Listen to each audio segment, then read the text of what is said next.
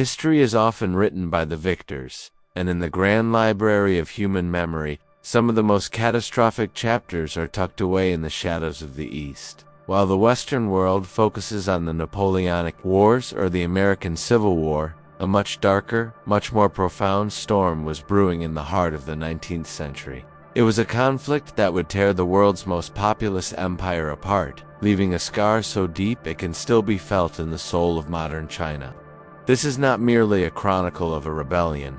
It is an odyssey into the depths of human belief, the desperation of a dying dynasty, and a war that claimed more lives than the Great War of 1914. This is the story of the Taiping Rebellion, the heavenly kingdom of great peace that brought only fire and blood.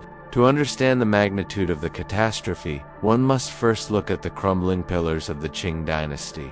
By the mid-1800s, the Middle Kingdom was no longer the center of the world, humiliated by the British and the Opium Wars, burdened by astronomical indemnities, and plagued by a succession of natural disasters. The Qing government was a hollow shell. The mandate of heaven, the divine right to rule, was slipping. In the southern provinces, the air was thick with resentment. Famine was a constant shadow, and corruption among local officials was the only law. It was in this atmosphere of absolute despair that a spark was lit, a spark that would eventually ignite a conflagration. The man who would strike that spark was Xiuquan. Born to a humble Hakka family, Han was a man of ambition, driven by the intense pressure of the imperial examination system. This system was the only path to social mobility in China, a grueling series of tests that turned young men into scholar bureaucrats. Han failed once, then twice. By his third failure in 1837, something within him snapped.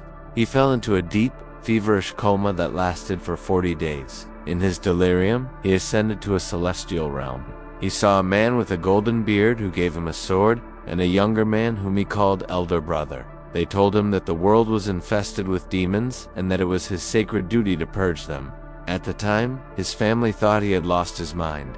In reality, he had found a mission that would change the course of history. For years, these visions remained dormant, a strange memory in the mind of a village school teacher. But everything changed when Hong encountered a tract from a Christian missionary. As he read the translated scriptures, the pieces of his vision began to fall into a terrifyingly clear pattern. The golden-bearded man was God the Father. The elder brother was Jesus Christ. And he, Hong Xiuquan, was the second son of God, sent to earth to save China from the demons, the Manchu rulers of the Qing dynasty. He began to preach a radical new doctrine, a blend of traditional Chinese egalitarianism and a distorted form of Christianity. He spoke of a heavenly kingdom where land was shared, where men and women were equal before God, and where the vices of opium and gambling were abolished. To the downtrodden Hakka people and the starving peasants of the South, this wasn't just religion, it was a lifeline. By the late 1840s, Hong's God Worshippers Society had grown from a handful of followers into a movement of tens of thousands. They were no longer just a sect, they were a protest state. The Qing authorities, finally sensing the danger, moved to suppress them, but it was too late. In 1851, in the small village of Ginshan, Hong's followers rose in open revolt.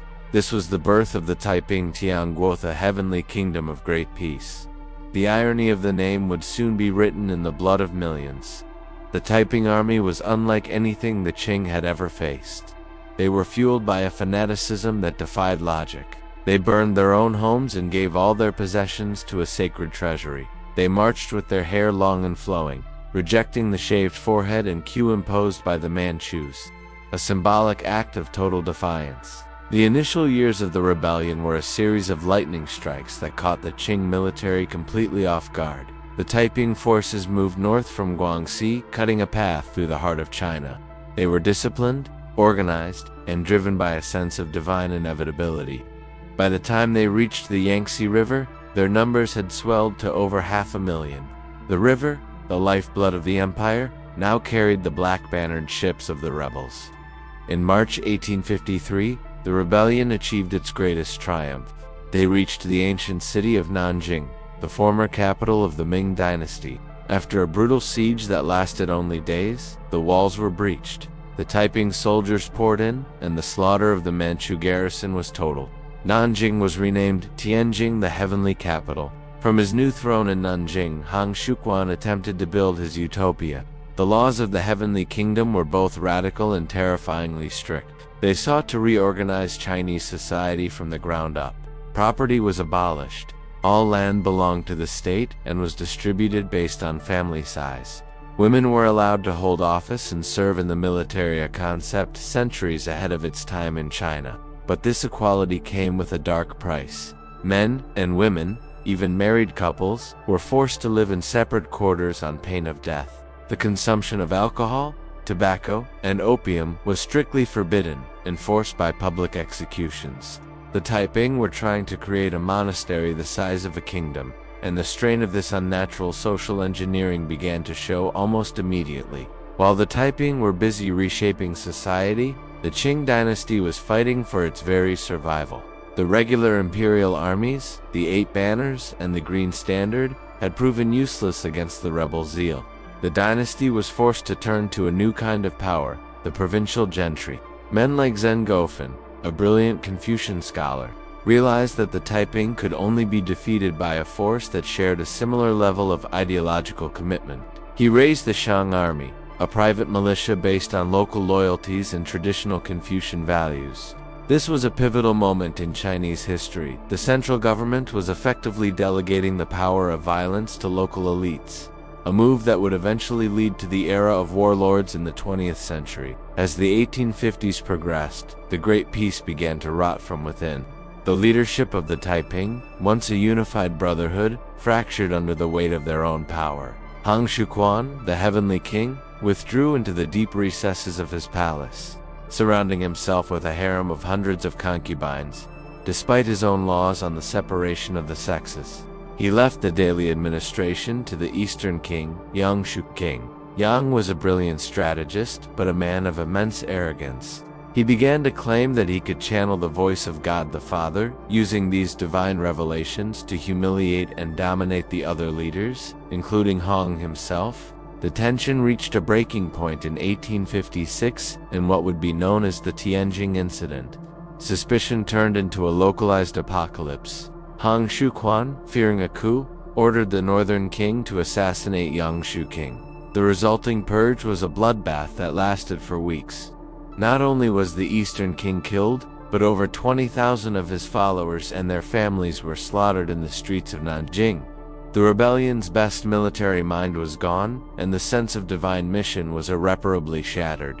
The Taiping were no longer a holy army. They were a fractured collection of warlords fighting for survival. Outside the walls of Nanjing, the world was changing. The Western powers, Britain, France, and the United States, watched the conflict with a mixture of fascination and horror. At first, they hoped the Taiping might be a vehicle for Christianizing China and opening it to trade. But as they witnessed the Taiping's radicalism and their refusal to respect previous treaties, the Westerners realized that their interests lay with the survival of the Qing. They began to provide the imperial forces with modern steamships and percussion muskets.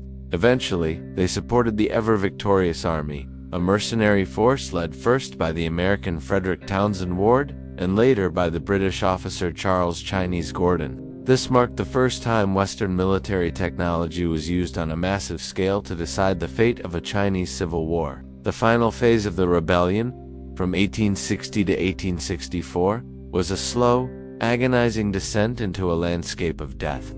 The war had moved beyond politics or religion. It had become a struggle for sheer existence. The Qing forces, now led by Zhen Gofan and his protege Li Hongzhang, adopted a strategy of total encirclement. They bypassed the rebel strongholds and focused on cutting off their food supplies. The fertile valleys of the Yangtze, once the granary of China, became a dead zone. Travel writers of the time described scenes of unimaginable horror, abandoned villages where the only inhabitants were dogs feeding on the dead, and markets where human flesh was reportedly sold to ward off starvation. By 1864, the heavenly capital of Nanjing was a tomb. The city had been under siege for over a year. Inside, there was no food, no hope, and only the echoes of Xiuquan's increasingly erratic proclamations. The Heavenly King told his starving people to eat manna, which was actually just weeds and grass. In June of that year, Hung died. Whether he was poisoned, committed suicide, or died of illness remains a mystery of history. His body was buried in the palace garden, only to be later exhumed, decapitated, and his ashes fired from a cannon by the victorious Qing soldiers to ensure he would have no resting place in this world or the next. When the Qing forces finally blew a hole in the walls of Nanjing in July 1864, the end was swift and merciless. The soldiers, fueled by years of pent-up hatred, slaughtered everyone they found. It is said that not a single Taiping follower surrendered. They chose to set fire to their houses and die in the flames rather than fall into the hands of the demons. The fire lasted for days, turning the once magnificent capital into a blackened ruin. The heavenly kingdom of great peace had vanished, leaving behind a body count that modern historians estimate at between 20 and 30 million people. To put that in perspective, it was a greater loss of life than the entirety of World War I, occurring in a localized region using mostly cold steel and early firearms. The Taiping Rebellion ended, but it left the Qing dynasty a walking corpse.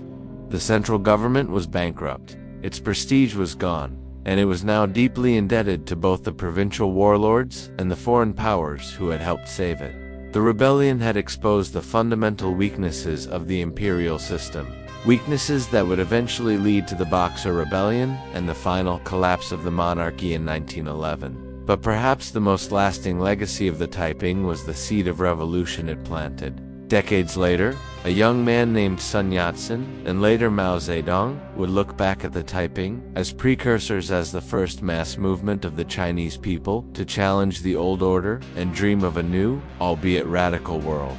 As we look across the vast silent fields of central China today, it is hard to imagine that this was once the site of the bloodiest civil war in history. The names of the kings and the heavenly king have faded into the footnotes of textbooks. Yet, the Taiping Rebellion stands as a haunting reminder of the power of belief, and the terrifying speed at which society can unravel when desperation meets a messianic vision. It is a story of what happens when the Middle Kingdom loses its way, and when the promise of great peace becomes the catalyst for an apocalypse. In the hidden stories of our world, the blood of the Taiping still cries out a testament to a time when heaven and earth collided, and millions were caught in the middle.